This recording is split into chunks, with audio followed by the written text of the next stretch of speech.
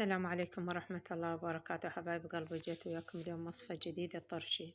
هاي بواقي الخضار، هاي الخيارة بس فتحتها منه وأنا هم على السريع مستعجلة، ورايدينه منه هاي فلفل هنا وجزر، وهاي هنا قرنبيط. هاي راح أخذها أخليها على المي الفاير، هسه على الطباخ راح أروح يعني أخذها. هذا المي فاير راح أنزلها بيه، وأنا محتاجته لين راح أسوي سلق حتى على السريع، مو أنا قعدنا 3 أيام و4، لا. هسه هاي بس أحركنه شوي يعني يطي بس فورة والثاني وأطلعه من يم. هاي ضفت لهن فصوص ثوم وملح رشة، هاي وياها هاي فص الثوم. زين حبايب قلبي، مال البيت شلون ما هاي يعني أحسن وأنظف من المشترى البرا.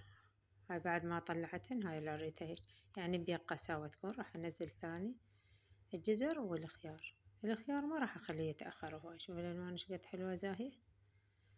أخليه بس شوية فورة والثانية رأسا أطلعها. هايش كم فلفلة وياه، احنا نحب الفلفل.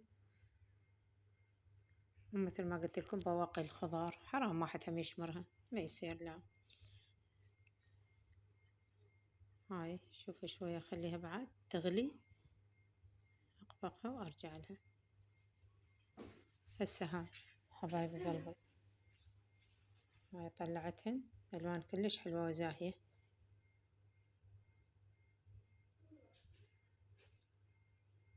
أنا عندي البهارات مالت الطرشي، وخليتهم وياه فلفل حار، زنجبيل مطحون.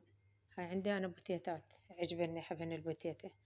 وبعدين ورا المسواق هاي جاي أغسلهن هنا على الحنفية. وهاي عندي خلي صبغة اللوزينة لين ما بخل ويا الخل أخليهن، وأجمع المواد مالته. هذا الخل اللي استعمله مال فهد روعة. أنا عندي الخل بالبيت أسوي، هسه ما باقى بيه شي قليل يعني، فحبوا إنه يردوه لون أبيض بالزنجبيل.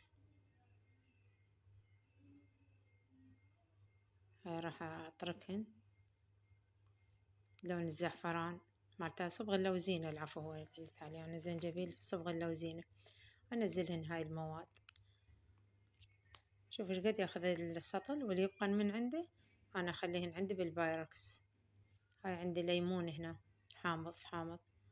وبعدين هم جبت شلغم وسلكته بالأخير خليتهن وياه، ما رويتكم إياه.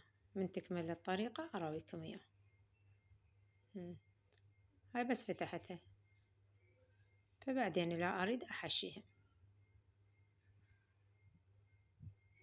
هاي خليتهن هنا، أروح أخلي عليهن الصحن الصغير وأقبقهن. خليت الملح، خليت فلفل حار والبهارات، وهاي رشة ملح هم عليهن. يعني الملح عندي ها هي، وإذا يردون بعدين أشوف هم بنقيس من عنده، لين ما يحبون هاي الحار مالح العفو. هذني بقن عندي من عندهن قليل. أنا خليت عليه بهارات الريحان أو النعناع وياه، نعناع بطنج كلش طيب يطلع وياه يعني روعة.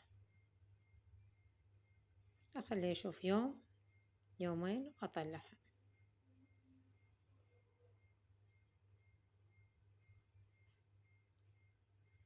هاي عندي بقن بعدين راح أخليهم بالبايركس الصغير، أرويكم إياه بعدين.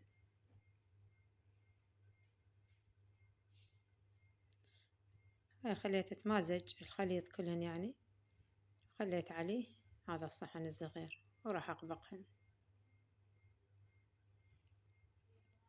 هاي أقبقتهن هنا، وراح أشوف إيش قد يبقى الفترة اللي تبقى وياه، يوم يومين أشوفه يعني يصير يعني طعم الطرش بعد، الملوحة الحموضة يعني معتدلة.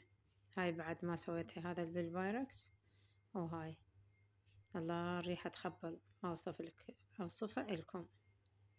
والله مهما كان بالبيت أطيب وأنظف وألذ.